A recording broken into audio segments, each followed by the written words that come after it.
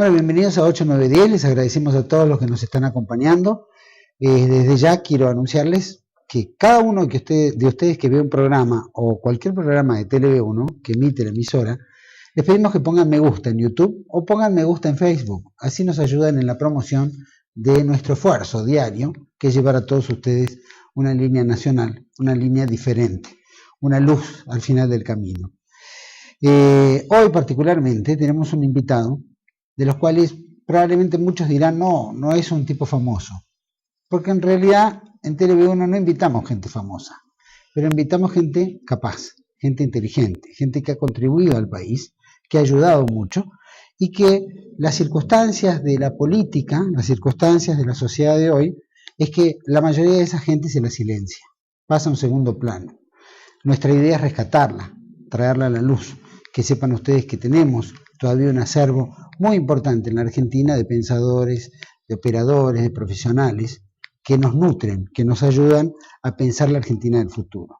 Y siempre recorriendo un poco del pasado para saber quién es.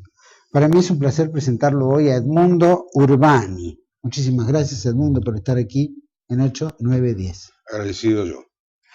Edmundo Urbani es licenciado en Ciencias Políticas y Relaciones Internacionales, graduado de la Universidad Católica de Córdoba.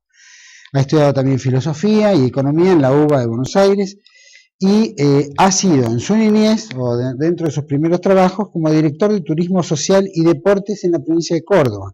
Después ha ocupado diferentes cargos y ha estado particularmente, ha trabajado para la Presidencia de la Nación entre 1974 y 1976 como discreto o secreto para misiones especiales. Diplomático, especialmente directamente de la Presidencia de la Nación. Escribe para varios medios, es consultor internacional y por supuesto es presidente de la Fundación Internacional Demeter. Muchísimas gracias, Edmundo. Realmente va a ser un placer esta entrevista. Primero me gustaría que me contaras un poquito dónde naciste, tu familia. Bueno, yo nací en Chacabuco, provincia de Buenos Aires, cuarta sección electoral. Mi papá, Herminio Edmundo, fue uno de los fundadores, junto a Cipriano Reyes, del Partido Laborista, primer plataforma política de Perón en el 46, muy amigo de Perón, al contrario de Cipriano, que se enemistó. Y como en Chacabuco se erige el tercer movimiento en importancia a San Martín, Perón venía a mi casa con Eva, de paso para los toldos, y a mí me tenía en brazos, tanto Perón como Eva. Así que yo tengo matriz peronista prácticamente desde los 2 o 3 años. Después milité en UNES. Cuando fui a Córdoba empecé a militar en Tacuara y llegué a ser el cuarto y último jefe nacional de Tacuara, prácticamente el exilio, porque me voy al exilio en el 79. Yo sufrí 2 exilios. En el 55, cuando se exilia mi papá, es el primer extrañamiento de la vida que a mí me toca. Empecé a militar a los 9 años, porque Perón le mandaba las cartas de la resistencia a mi papá, que las reproducía en una imprenta propia, y yo en bicicleta las repartía por el pueblo. Un año después... ¿Esos fueron tus primeros pasos de militancia? Sí, a 9 años. Mirá. A los 10 años empecé a viajar en la línea Rojas, hoy de Avenida Cóndor, y hacía el trayecto entre Chacabuco y América. Y en cada pueblo dejaba los sobres. Y luego, en sentido inverso, iba hasta Luján, y hacía noche en los Maristas, donde mi papá fue pupilo. Así que empecé la militancia de muy, muy joven, muy chico.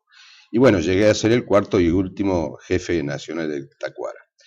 Ni bien recibido, llegado Perón al país, pide mi nombramiento en Córdoba y, como lo has dicho, fui el primer director de Turismo Social y Deporte de la historia de la provincia de Córdoba. La organizo en 6 meses, renuncio y me vengo a Nación a cumplir funciones de diplomacia discreta, que si quieren explico de qué se trata. Me gustaría de qué se trata, ¿no? Porque es algo muy curioso. Bueno, resulta que los estados tienen las políticas llamadas oficiales y públicas, pero también tienen tratados secretos con distintos estados. Los tratados, cuando son secretos, jamás se ponen por escrito. Eso lo dicen todos los que han cumplido ese tipo de funciones, como una persona que se llama Abraham Ben Eleazar, más conocida como Henry Kissinger. Él dice que los tratados discretos no se ponen por escrito. Las primeras 3 misiones que a mí me tocaron fueron a Irán, en época del Ayatollah Khomeini, a Irak, en época de Saddam Hussein, y a Libia, con Muammar Gaddafi. Les tengo que aclarar a la gente de Occidente y a los que nos están viendo que me encontré con personas muy cultas, algunas de mano dura, porque los pueblos son duros, caso Saddam, pero muy cultos, y sabios en el caso de Khomeini. Khomeini era muy amigo de Perón, porque Khomeini estuvo asilado en París, en la casa del pájaro Villalón, Héctor, que era el principal diplomático discreto de Perón. Y Perón todos los meses lo visitaba, viviendo en Puerta de Hierro. Así que fue un trato de mucha amistad. Y a mí me trató con mucha deferencia y fue mucho lo que me enseñó en la vida y en la espiritualidad de las cosas. No obstante, yo soy católico apostólico romano. ¿Qué trato hicimos? Hoy se puede decir, porque han pasado 30 años y ya el secreto de Estado no existe. Nosotros le dábamos a Irán conocimiento científico en ciencia atómica y misilística, desarrollada en la Argentina, y ellos nos pagaban con el mejor de los petróleos. Así que Argentina era autosuficiente en petróleo sin usar nuestras reservas, y ellos venían a estudiar a la CONEA, a partir de esa época, ciencia atómica. Acá se formaron todos los científicos iraníes desde esa época. Obviamente tienen todo el desarrollo misilístico argentino, tienen todos los vectores, y si quieren hacer lo que tanto teme Estados Unidos, están en condiciones de hacerlo desde hace 20 años. Ahora, una cosa es Ahmadiyya. La gente no sabe que Ahmadiyya es sefaradí judío converso a la religión islámica. Y por eso cuando él hablaba a Israel, hablaba de judío a judíos. Y eso es lo que Occidente nunca entendió. Y esa diplomacia que tiene más de 3.000 años de historia, convenció a nuestros diplomáticos, a Timmendorf, a hacer algo que no había que hacer: hablar en público. Y eso era un mensaje para la comunidad judía argentina, que es muy importante y muy poderosa. Y ese fue un error del gobierno nacional que preside Cristina Fernández de Kirchner. Obviamente que eso ahora ha quedado en la nada. En el caso de Libia también hicimos lo mismo, tratado parecido, y con Irak hicimos lo mismo, un tratado parecido. Solo que cuando Estados Unidos prohija la guerra de Irak contra Irán, Argentina estuvo del lado iraní, proveyéndole todo, y por eso Irán gana la guerra. Y Irán gana esa guerra en gran medida por Argentina, tercerizando los envíos bélicos a través de Italia. Cuando yo me voy al exilio, un amigo y camarada de Tacuara, que vivía en Paraguay, lo deportan. Entonces yo me veo obligado a volver al país, clandestinamente, a Córdoba, y pactar con el cardenal Prima Testa, una de las grandes cabezas de la Iglesia argentina, católica, protección para toda mi gente. De hecho, de la agrupación Tacuara nadie nunca fue perseguido, y eso lo pacté yo. Y eso me costó a mí cumplir a veces funciones también para el Vaticano, obviamente con identidad reservada y con archivo que permanece secreto, y a espalda incluso de la mayoría de los cardenales, pues yo no trataba con ellos, yo trataba directamente con Sodano o con el Papa, y cumplía las funciones específicas del caso. He cumplido funciones en todos los frentes de guerra, desde la invasión soviética en Afganistán para acá, en todos los países. Así que me pueden preguntar de lo que quieran preguntar. ¿Durante cuánto tiempo fue el periodo que tuviste con la presidencia de la Nación y que trataste tanto con Gaddafi, Hussein, Bueno, con el Ayatollah Khomeini? fueron esos 2 años, del 74 al 76, específicamente, porque las primeras misiones no las hice yo, sino Villalón. Establecidos los primeros contactos, yo iba como segunda línea en aquel momento a refrendar o a perfeccionar algún tratado. ¿Por qué? Porque el pájaro era un hombre muy mayor, vive todavía en Brasil y Estados Unidos, pero es un hombre muy mayor, casi de la misma edad de Perón, digamos, un poco menor que Perón. Y era el que más entendía el mundo islámico. De hecho, cuando se produce el secuestro del avión americano, los yanquis, a sabiendas que no lo podían rescatar, lo contratan a Villalón para que sea él quien trate con Khomeini y logra la liberación de los 200 y pico pasajeros, en la mayoría americanos. Y por eso hoy el pájaro tiene placa de bronce en la Casa Blanca y es considerado ciudadano ilustre de Estados Unidos, por esa misión. Bueno, así que yo venía en una segunda línea, era muy joven, y viajaba a los mismos países a perfeccionar algunas cosas que habían quedado, digamos, en el aire, para que la sutura del proceso sea normal. Así que eso hice. Y eso duró, después de que terminó el golpe de Estado del 76, esos convenios que teníamos convenios, con Irak, Irán y... Durano, el que teníamos con Irak duró hasta la primera guerra del Golfo, cuando Menem se alía a Estados Unidos y participa contra Saddam Hussein. Ahí se rompe. El tratado con Irán duró hasta esta payasada que ha hecho Timmermans en Damasco con la gente de Irán, revelando lo que no se tenía que revelar. Y los convenios con Libia duraron hasta la muerte de Gaddafi y la guerra a Libia.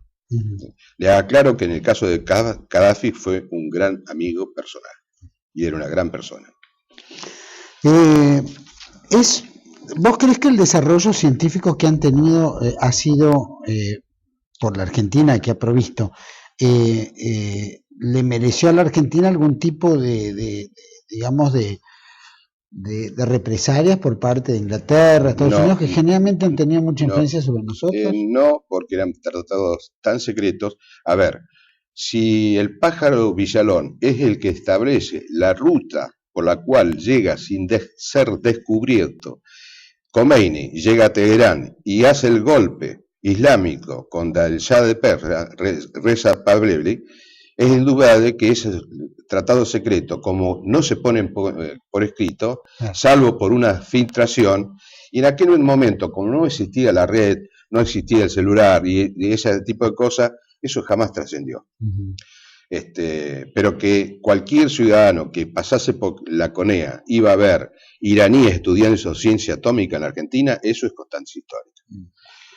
Hoy evaluarías, estás hablando de por lo menos 2 líderes que han sido asesinados, ¿no? Uno lo han colgado después de invadir su país y el caso de Muammar Gaddafi, que fue muerto. Traicionado por una tribu propia de origen judía que se llama los Misrata.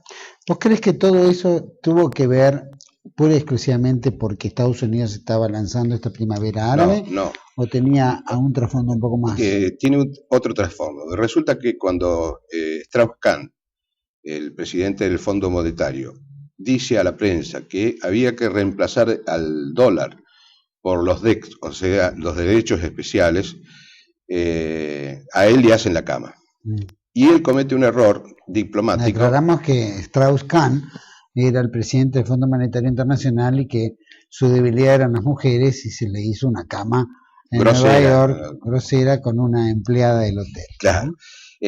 Resulta que él comete el segundo error a decir que él iba a garantizar los DEC con el fondo libio en base a petróleo. Entonces, había que voltearlo a Kahn y había que voltearlo a Gaddafi. Y el encargado de voltearlo a Gaddafi fue el expresidente francés Sarkozy.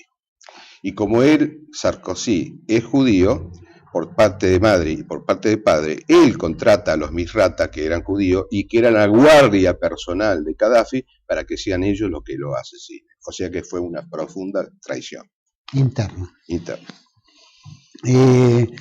Cuando Strauss-Kahn propone o termina o va explorando este acuerdo con Libia de crear esta moneda alternativa separada del dólar, Strauss-Kahn era parte de un sistema, es decir, el Fondo Monetario está muy ligado a la política europea y norteamericana. Sí, pero él sabía de la crisis que se venía, que es la de 2008. Cualquiera de nosotros que hace predictiva o prognosis, escribíamos para Europa que se venía una crisis inducida por el propio sistema financiero. Porque la Reserva Federal, en definitiva, es inglesa. Porque el accionista mayoritario y creador de la Reserva es la banca Rothschild. Entonces, en realidad, Estados Unidos es un estado cautivo de la Reserva. Porque la Reserva emite el dólar y se lo presta al Estado americano a cambio de garantías negociables. Entonces, el principal acreedor de Estados Unidos en realidad es la propia Reserva. Y después China. Entonces es un estado cautivo. Y en el caso de Barack Obama, la gente no sabe que él, por parte de madre, que es Dunham Paine, es directo sucesor por vía 23 avas parte de la reina Isabel. Él es primo 23 avas parte de la reina. Entonces, por un lado gobierna la Reserva, que es pro-inglesa, y por otro lado tiene un presidente que en el fondo reporta a los intereses ingleses. ¿Se imaginarían las monarquías europeas tener uno de color en la familia? No se lo imaginaban, pero lo tienen que aceptar. Bueno, por eso es presidente. Por eso es presidente. Vamos a ir a un corte, volvemos enseguida con Edmundo Urbani, hablando un poquito más de su rol, historia y estas cuestiones secretas también que tienen que ver con la Argentina. Ya volvemos.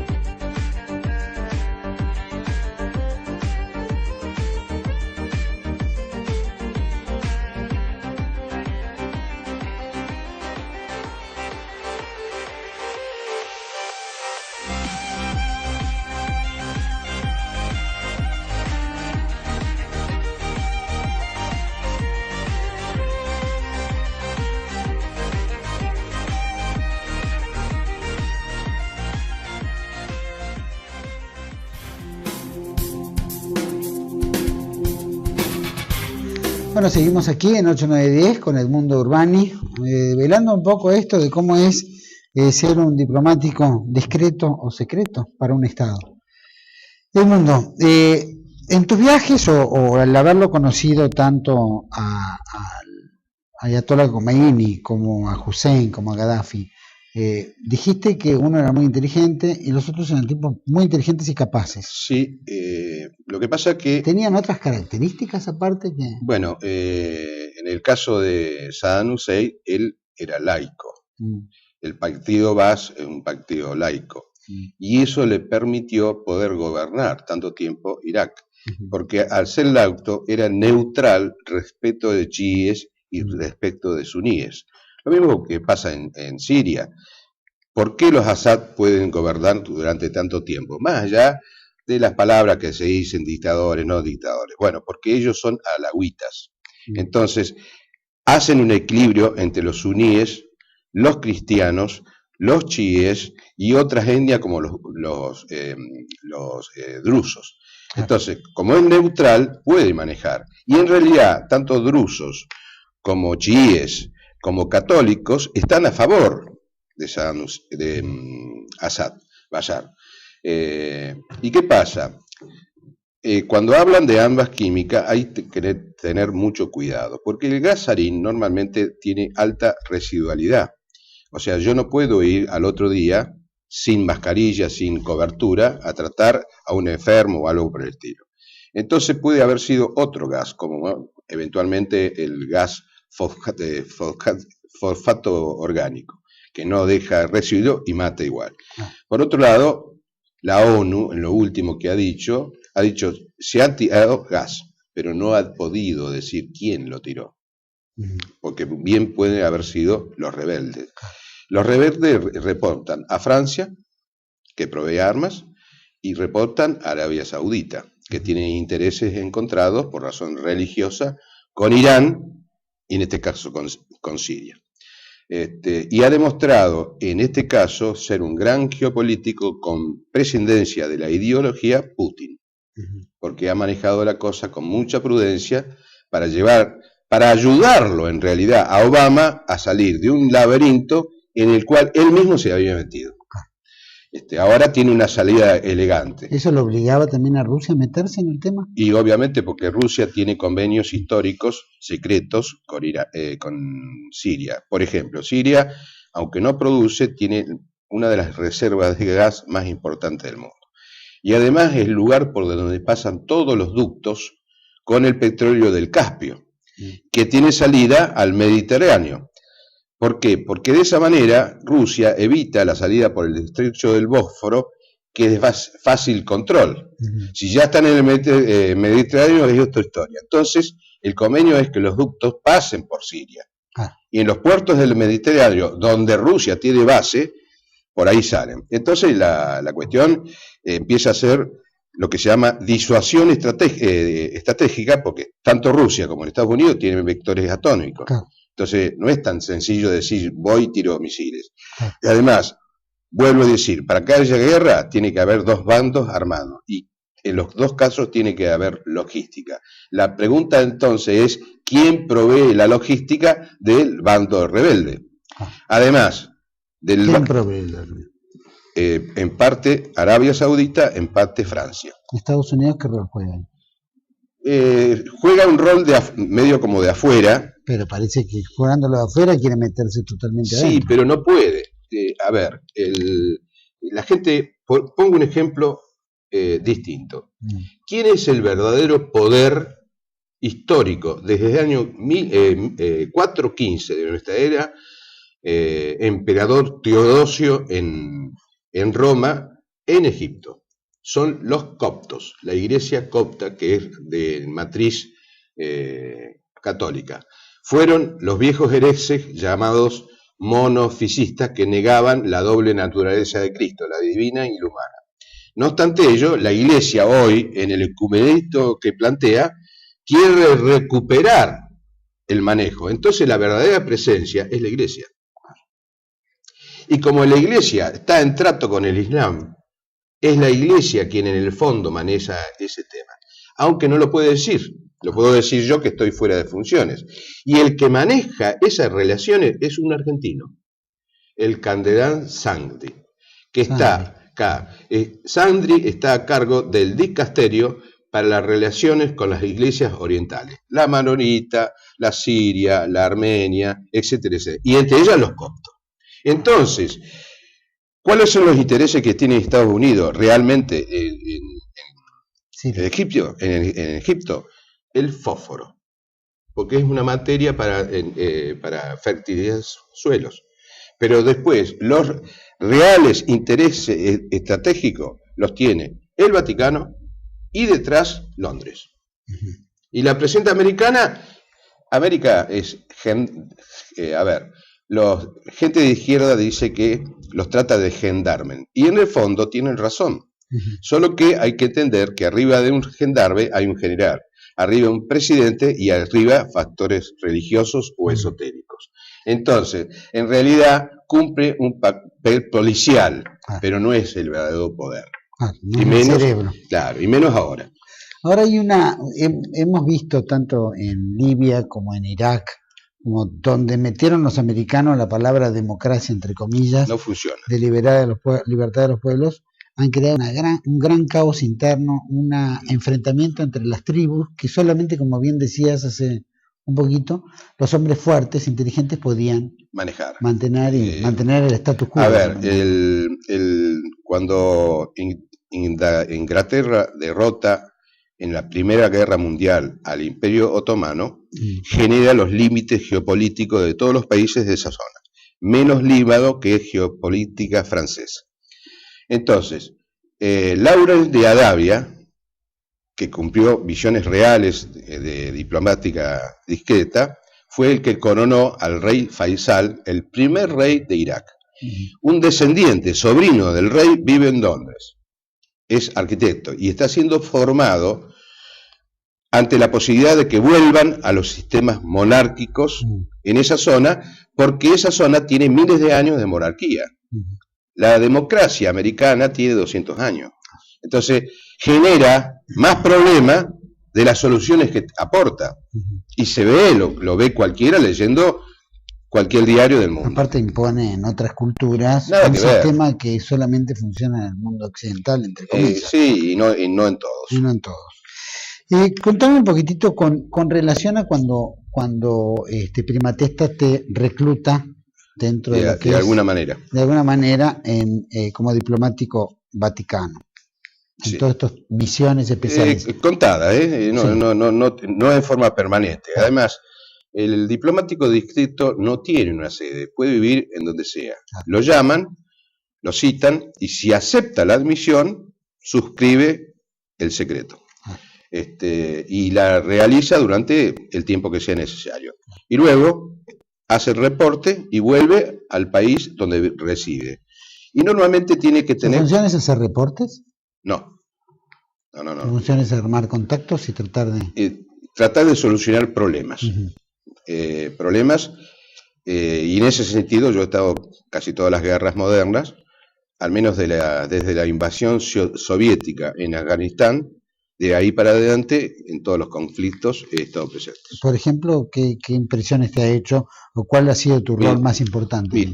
La formación espiritual, de mi caso, me permitió salir espiritualmente indemne de la guerra de la Unión Soviética en Afganistán. Y cuento una anécdota.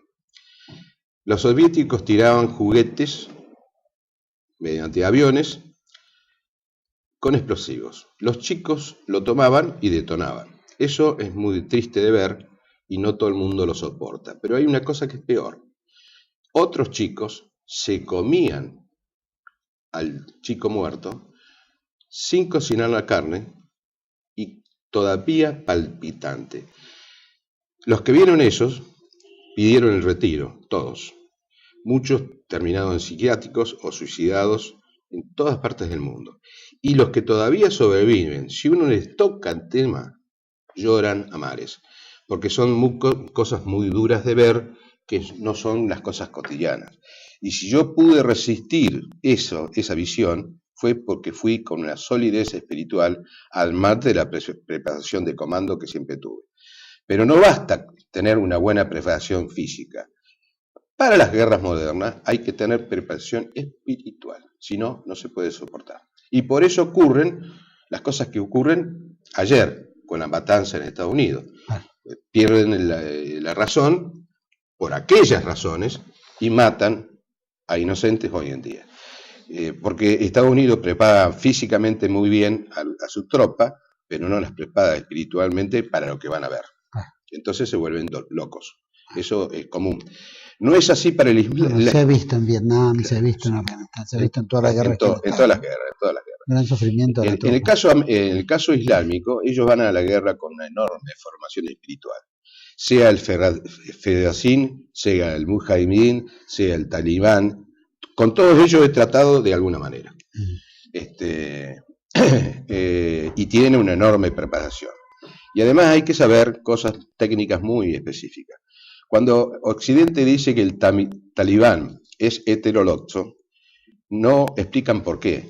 Y la razón de la heterodoxia es por quiebra semántica. Porque el Corán original fue escrito en lengua consonantal árabe, semita. De ahí se tradujo al parsis iranio. del parsi iraño a lengua urdú afgano pakistaní, de ahí a lengua dárdica cachemir, y de ahí a lengua diabídica de la India del Sur, donde vive el Sikh, que es islámico. Esas sucesivas traducciones generan textos que en realidad son diferentes, porque no tienen equivalencia en el idioma. Entonces, aunque el tipo sea un sabio, es sabio en base a lo que lee. Ahora, si vos no sabés esto y vas a negociar con ellos, simplemente no salís vivo. Y si yo estoy acá es porque eso sí sabía, entre otras cosas.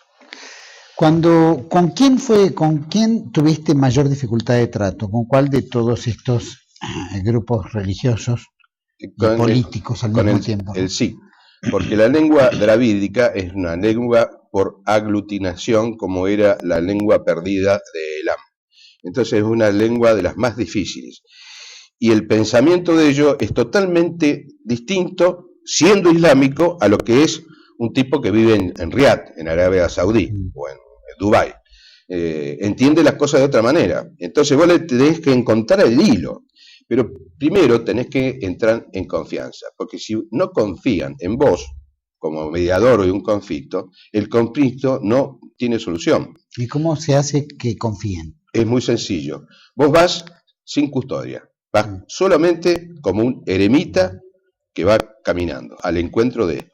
Entonces, y vas con un traductor porque son lenguas muy difíciles, porque vos, aunque la entiendas y la hables, si cometés un error, corres riesgo. Sí. Entonces, vas con un traductor. Cuando vos te apareces delante del mulá Omar, se genera una corriente de simpatía, porque el otro dice, aunque no sea islámico, tiene el mismo valor que tengo yo. Entonces, un par. Y si vos, en lugar de empezar a hablar de la misión, te interesás por lo que ellos son, preguntás por su comida, por qué visten como visten, por qué viven como viven, vos vas generando ese ámbito espiritual de amistad. Cuando la amistad se consolida como tal, entonces sí empezás a plantear el problema. Y ahí te entienden y ahí lo aceptan.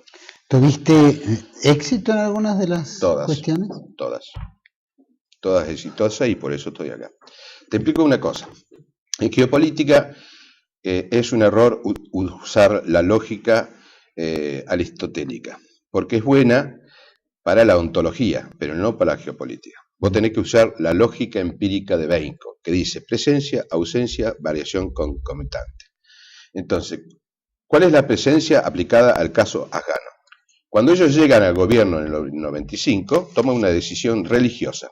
Esa es la presencia. Liquidar a todas las religiones, empezando por el budismo. Ahora, ¿cuál es la ausencia? Nunca tocaron un templo cristiano.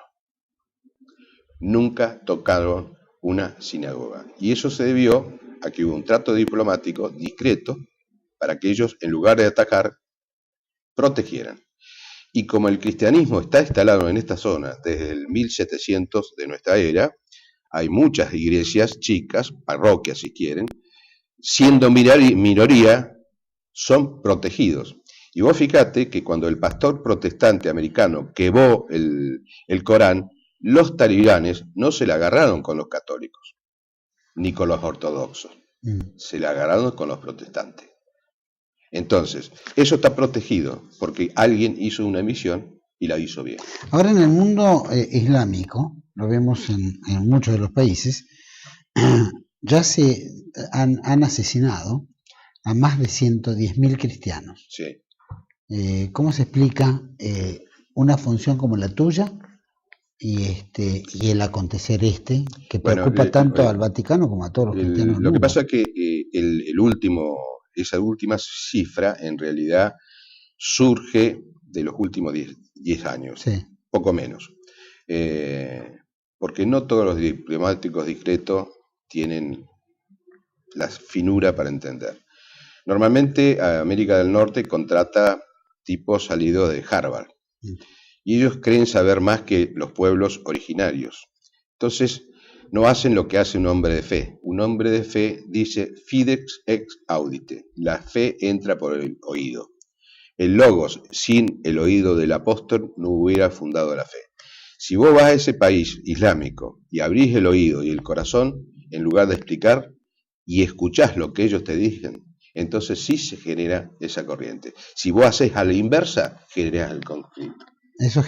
Eso significa de que cuando los norteamericanos envían sus negociadores, vienen a imponer más que exactamente, a negociar. Exactamente. Entonces normalmente fracasan o generan conflicto. Porque no te olvides que el poder mundial, que alguna vez Perón dijo que era sinarquía, o sea, unión de poderes aparentemente contrapuestos, pero unidos contra el mismo fin. Exacto. Pero ¿cómo gobierna? Vía conflicto. O sea, como se dice en masonería, solve e coadula. Primero disuelve vía conflicto y luego genera la nueva realidad.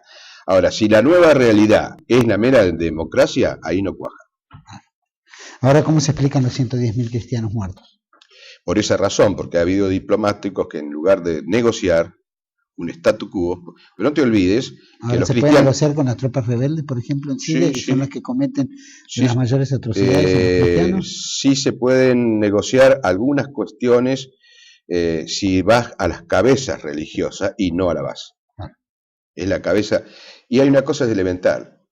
Los judíos, y o sea, la religión mosaica y la religión católica forman parte del libro del Corán.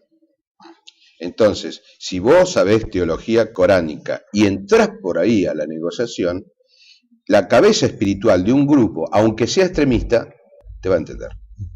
Pero tenés que generar la relación. No podés ir a imponer. ¿Cómo evaluarías la postura, digamos, intelectualmente y su capacidad de gobernar entre Vladimir Putin y Obama?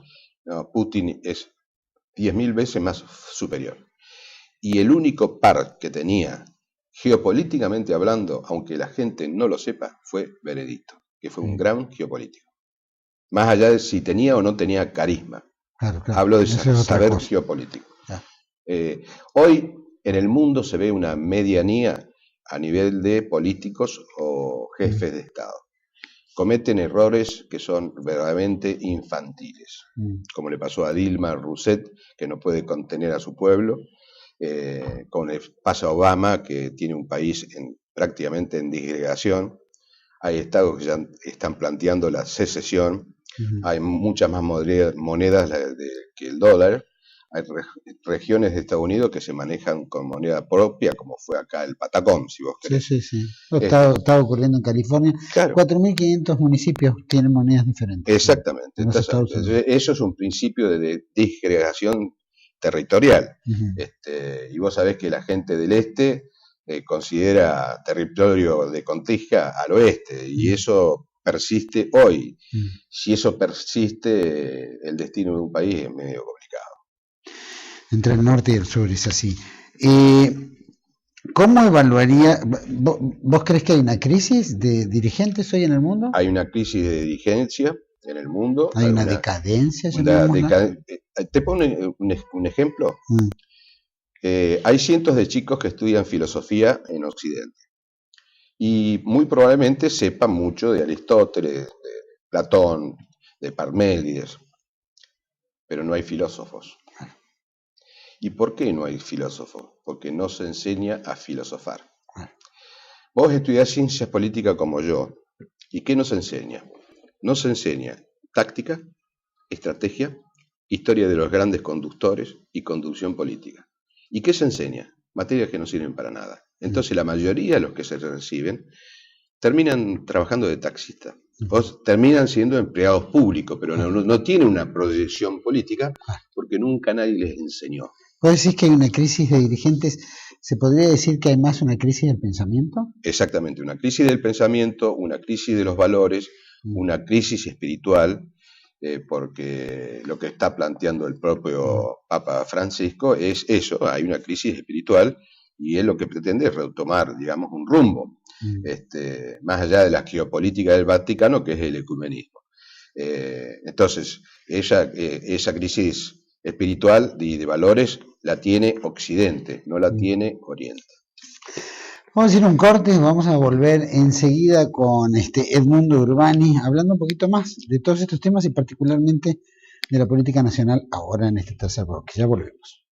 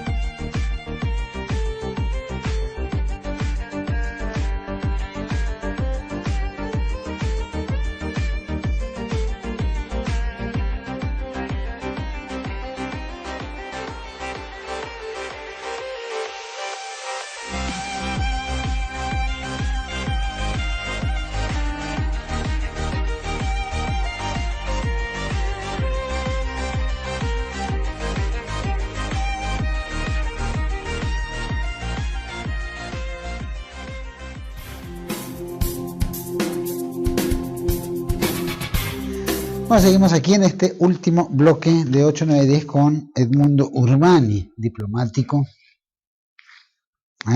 Diplomático, como se dice, discreto y secreto. Edmundo, una preguntita. ¿Vos estuviste en Malvinas? No, no llegué a estar en el frente de guerra, hice todo el curso comando como voluntario y quedé en frontera días antes de la rendición de Menéndez. Ahora, después de haber participado, digamos, como misiones especiales para el Vaticano, desde tu perspectiva ahora, en tu edad, en tu conocimiento... 64 años, porque nací un 21 de marzo del 49, el día de San Benito, que es mi patrón. No. Bueno, con 64 años de vida y experiencia. Durante el conflicto bélico en el sur, con Inglaterra, el Papa Juan Pablo II viene a Buenos Aires en son de paz cuando estamos en medio de conflicto y combate realmente de nuestras tropas en Malvinas. ¿Qué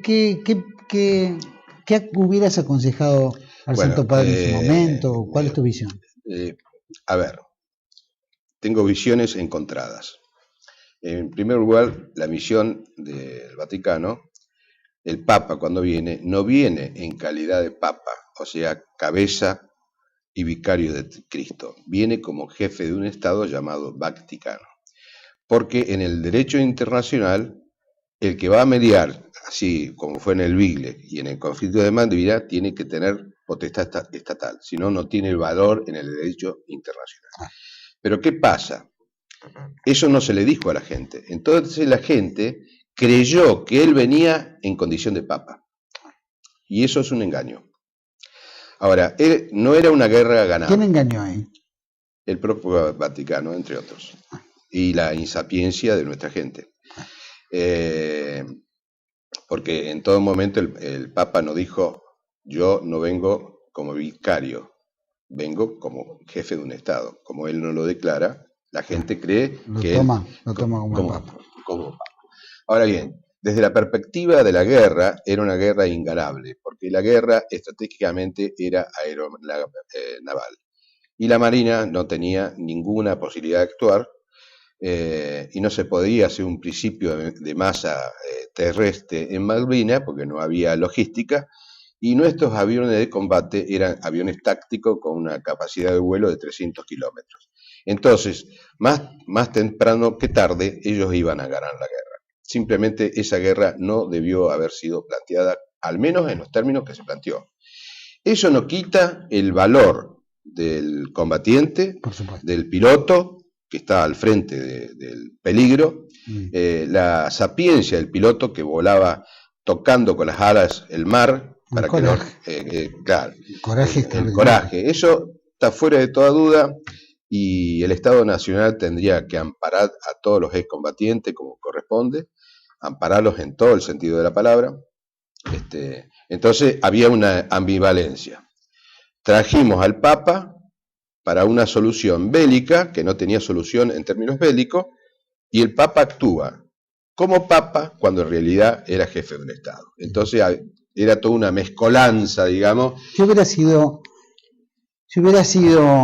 diplomático... En ese momento, más allá de las funciones, yo no podía cumplir una doble función, porque era traicionar a una de las dos partes. Tenía que ser necesariamente neutral. ¿Qué crees que hubiera sido lo lógico? ¿Decirle al Papa que no venga?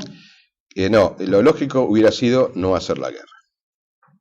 Bueno, pero ya estamos, además, estamos en la guerra. había que saber cosas elementales. Cuando se hizo el primer operativo Cóndor, hecho por civiles en la época del general Onganía, 66. Los compañeros que hicieron el operativo fueron traicionados por alguien. El nombre, costamente, que era el canciller de Onganía, que era el mismo canciller que fue durante la guerra de Malvinas. Claro, y en realidad él reportaba a los ingleses.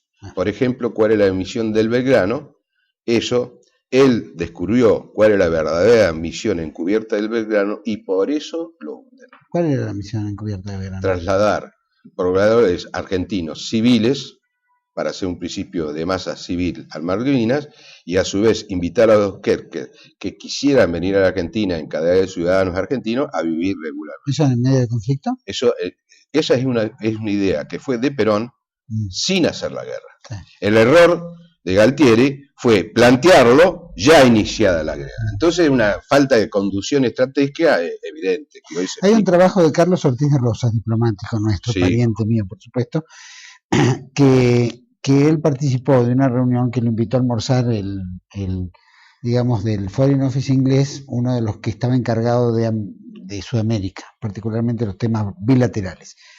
Y le había propuesto de que Argentina, como ellos no querían la soberanía sobre las Malvinas o no tenían interés en ese momento, proponían que Argentina tuviera algún tipo de simpatía hacia los habitantes, los kelpers. Claro. Y esa era la propuesta original, claro, de Perón. Claro. Mal entendida por el proceso. Bueno, y el gobierno inglés, dicen ellos, sí, que propusieron hacer la doble bandera. Exactamente. Y se le presentan a Perón a través de Viñes. Claro, exacto. Carlos Ortiz de Rosas lo comunica y eso. Y Perón dice, sí, por supuesto, hagámoslo. Claro. Porque una vez que ponemos el pie no nos saca más nada. Claro. Pero cuenta Ortiz de Rosas en una publicación que lamentablemente Perón a los pocos meses muere. Claro. Dice el diablo mete la cola y Isabel Perón no tenía el poder político para llevar adelante. A ver, lo que no tenía Isabel es otra cosa. Tenía el poder político porque era la presidenta, lo que no tenía es la autoridad moral y espiritual que tenía Perón. Entonces, eso quedó archivado. Pero los milicos sabían eso. Entonces, cuando deciden la guerra, toman eso y lo ponen en funciones, pero después de hacer la guerra. Entonces no tenía solución. Si vos lo haces pacíficamente y empezás a llevar ciudadanos argentinos allá, que hay muchos que quieren vivir, empezar por los hombres de la Patagonia, y invitás a los Kerpes a vivir acá, después hacer un principio de masa en la isla, y como decía Perón, ponemos un pie y no lo sacas más. Pero había que hacerlo por medios pacíficos. Entonces, si vos empezás mal y la planta nace torcida, no hay forma de enderezarla. Bueno, simplemente me acuerdo una frase que decía Leopoldo Marcos, estuvo hace poquito acá en el canal, que es el secretario de prensa del Partido Socialista de Izquierda Nacional, decía que si él hubiera estado en el gobierno de Galtieri en aquel momento, y se hubiera enterado de que venía el Papa, le hubiera mandado un mensaje de que corría riesgo su vida. Claro. Porque no se podía en la ciudad de Buenos Aires gritar por la paz cuando en el sur estaban combatiendo, ¿no es cierto?, por nuestra soberanía. Creo que fue uno de los graves errores en lo que aceleró la pérdida de la ¿Vos sabés que más allá de los... Y eso dio lugar a un proceso muy complicado para la identidad nacional, para el querer nacional, que fue el proceso de desmovilización que vino posterior. Vino en particular con Alfonsín, los Sio Menem, hasta hoy con el abandono de los combatientes. Entonces, no tiene salida. No, y aparte una política de enfrentamiento mentirosa, porque porque desarmamos nuestras Fuerzas Armadas, etc. Y basado en eso, justamente, ya que venís con el tema de Alfonsín y Menem, en 1990, 1989-1990, Carlos Menem firma un acuerdo, Sí, que se llama Acuerdos de Londres de sí. 1990, Londres y Madrid, y donde se sella, digamos, la paz, entre comillas, de la guerra de Malvinas, para volver a tomar nuevamente relaciones diplomáticas con Y bueno, Europa. vos sabés Nos que, condicionaban las relaciones económicas con Europa hasta que no claro, hiciéramos la paz y con como Inglaterra. Guido Di Tella en realidad era un hombre de mentalidad pro-inglesa, Claro. eso le permitió, Bueno, eso lo hizo Domingo Felipe Cavallo, sí, que era canciller argentino. Ahora, vos dijiste que en algunos tratados o en algunos acuerdos está la letra escondida, sí, o no exacto, se dice. o no se dice. Sin embargo, Inglaterra no cumplió ninguno de los puntos, pero Argentina lo cumplió como si fuera un verdadero tratado. Nunca pasó por el Congreso, ¿no? Porque obviamente tenía cláusulas confidenciales. Exactamente. ¿Qué te para eso como diplomático? Lo que pasa es que vos estás hablando de... A ver, Perón decía que nosotros somos una colonia inglesa con gerente americano. Lo decía por Braden, obviamente. Claro, claro. Entonces, vos estás hablando con el centro del poder, que es Inglaterra, contra un país que se está haciendo, como la Argentina, que tiene una dirigencia que no sabe de qué se trata. Yo te pongo un ejemplo de lo que es el poder. Normalmente, si vos vas al Vaticano como mandatario, cuando se hable las gambas de las puertas, vos tenés que caminar por la alfombra roja y cuando estás delante del Papa, darle la mano, si no sos católico, o besarle el anillo. Ese es el protocolo. Y te lleva, un Charmelain te acompaña. Cuando la reina Isabel y el duque de Edimburgo fueron de visita al Vaticano, ellos se quedaron en la puerta. Y el que se levantó fue el Papa. Y caminando muy lentamente, se prosternó ante la reina. Entonces, esto te da, protocolamente, es el símbolo de quién manda y quién obedece. ¿Eso ocurrió cuándo? Durante el papado de Juan Pablo II, ya estando muy enfermo. ¿Pudo postrarse? Porque no podía postrarse. Bueno, digo, se prosternó un poco. Sí, bueno, es una reverencia. Yendo a la política argentina, que es la parte más conflictiva, y como has tenido tratativas con Irán y qué sé yo, ¿cómo se puede explicar? Simplemente quiero preguntarte si tenemos autonomía política diplomática, entre comillas, entre lo que Argentina tenía en relaciones con Irán con respecto a toda esta política que se aplicó por el tema de los atentados en la Embajada de Israel y en la AMIA, de los cuales se acusa a Irán en todo este aspecto, a una política hoy, de una política enemistada a ahora una política amistosa y dispuesta al diálogo. Yo sé que algunos rabís que me conocen, me tratan, por razones geopolíticas, no le va a gustar mucho lo que voy a decir. Acá se ha hecho una suerte de develamiento y una suerte de ocultamiento. Se devela AMIA, pero se olvida embajada. Y yo estaba a media cuadra caminando por Carlos Pellegrini cuando ocurre el hecho de la embajada. Voy a ayudar a los chicos de la escuela de enfrente a salir porque había muchos heridos. Y puedo garantizar que los ladrillos internamente estaban vitrificados. El atentado fue desde adentro. Y obviamente con turbantes ahí no se entra. Entonces, es tiene otra explicación geopolítica que acaso habría que hacer otro programa, y yo me tendré que ir a vivir a la Antártida porque si no me van a querer matar. Entonces, porque tengo que seguir siendo diplomático de alguna manera. Sí. Fíjate, vos estás de traje y yo estoy de campera. ¿Por qué? Porque es un vicio de profesión. Sigo siendo discreto. Claro. Bueno, y bien vestido. Bueno, discreto sí. No pierde la forma. Y con respecto, por ejemplo, a la política, en general, ¿cómo ves la Argentina? Peor que un desastre. en todas las áreas. Primero, no hay políticas de Estado, que es lo que debería haber. Hay políticas de coyuntura y hay una absoluta improvisación. Y se repiten recetas en todos los órdenes que ya sabemos que no dan resultado. Y la mayoría de las áreas están manejadas por tipos incompetentes en todo el sentido de la palabra.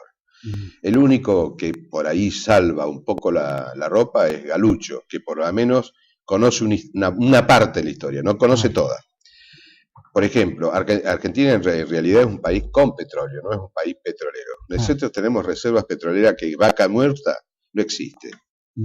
Tenemos petróleo en todo el país. Es más, la guerra del Chaco del 32 fue financiada por el Estado Dadoy del lado boliviano, porque el Estado Dadoy en ese momento uno de los accionistas mayoritarios era el padre de Sprill-Bradel. ¿Y qué querían? Quedarse con la cuenca de petróleo al norte del Pilcomayo y al sur del Pilcomayo. Y Perón actúa a favor de Paraguay. ¿Por qué? Porque él sabía que si Bolivia ganaba la guerra contra Paraguay, después iban a venir contra nosotros. Entonces fue un acto de prevención lo que hace Perón. Más allá de la amistad con Paraguay, que es amistad histórica. En el caso mío fui exiliado en Paraguay, así que yo no puedo hablar mal de ese país. Entonces, si de norte a sur tenemos petróleo por todos lados. Y en realidad, lo de Chevron, que es una continuación del Estado Dadoy, es una mascarada. No va a pasar nada. No va a pasar nada. No va a pasar nada. ¿Vos crees que van a seguir? Necesitan inversiones por 15 años para poder ser productivos.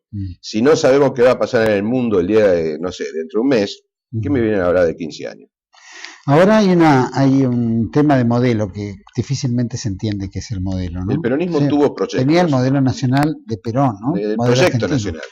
El modelo, la palabra modelo viene del latín modus.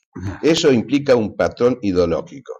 Cuando vos hablas de proyecto nacional es porque estás expresando una doctrina. Y la doctrina parte de una premisa que Perón se cansó de repetir, que la realidad es la única verdad. Y cuando vos decís realidad, en latín decís res, cosa, ente. Entonces, los entes son entes por participación en el ser. Somos seres por participación. Y el ser puro es pura dación. Si no fuera así, nosotros no seríamos. Entonces, la realidad doctrinal es que es ontológica, no ideológica. Es la puesta en acción política de una ontología expresada previamente. Eso es doctrina y por eso es inmutable. ¿Tiene ontología el modelo kirchnerista? Parece Olmedo. ¿Tiene? No. ¿Es una forma de opacar al peronismo? ¿La doctrina peronista? No lo van a poder lograr nunca, ni siquiera los peronistas opositores. No lo van a poder vulnerar. Mientras existamos peronistas que sepamos cuál es el origen y que hemos dado innumerables charlas sobre los 3 gobiernos de Perón, sobre la doctrina, sobre todos los libros que escribió Perón. Por ejemplo, nadie conoce que Perón, siendo joven, escribe un libro que se llama Toponimia Patagónica de Etimología Araucana. Él tradujo del araucano a nuestra toponimia y por eso el Instituto Militar es lo que es. Él tradujo del alemán los reglamentos de gimnasia del Estado prusiano para el ejército, o sea, sabía alemán. Él sabía inglés y hablaba perfectamente italiano y francés. Entonces, era un políglota, no era un tipo improvisado. Entonces, yo he explicado en conferencias, en universidades, todos los libros que él explicó. Y además, todos los libros en los que él estudió. De von Clausewitz en adelante. Entonces, cuando vos sabés eso, que es lo que tienen que saber los chicos, como este chico Masieri, que esos son los textos que él tiene que estudiar, para que se forme bien un chico de 21 años, que escribe una maravilla de libro, y que acá le mando un saludo. Si nosotros, los que conocimos a Perón, hacemos el trasiego, somos el puente epocal entre nuestra generación y el chico joven, no se pierde. Y es lo que yo hago hoy en día. ¿Y qué perspectivas le ves a la Argentina? Digamos, desde el punto de vista ahora, el gobierno parece como una oposición fofa, como dice Adrián Salvucci, ¿no es cierto? Bueno, ¿Ves alguna diferencia? El problema de la política argentina es que no hay políticos en el sentido estatal de la palabra, no hay estadistas, porque no se forman como tales. Y además no conocen la orgánica del mundo y cómo es el poder real. Entonces, en la medida que... También influencia mucho el dinero, ¿no? Yo mucho. Una cosa es tener la fortuna de Narváez y otra cosa es ser un seco. La fortuna de los Kirchner, por ejemplo. Exactamente. Robada. Bueno. Pero vos sabés que en las épocas de crisis es cuando florecen los verdaderos hombres de la política. Y eso está por ocurrir. Te agradezco muchísimo por haber venido al programa. Lo mismo digo. Muy bueno, muy revelador todas tus funciones y tu visión del mundo todo, y de acá. Del mundo de acá. Te agradezco muchísimo. El agradecido soy yo, a vos, a la audiencia, al canal, a todos. Muchísimas gracias. No va a faltar oportunidad que te volvamos a tener, por lo menos para analizar otros temas.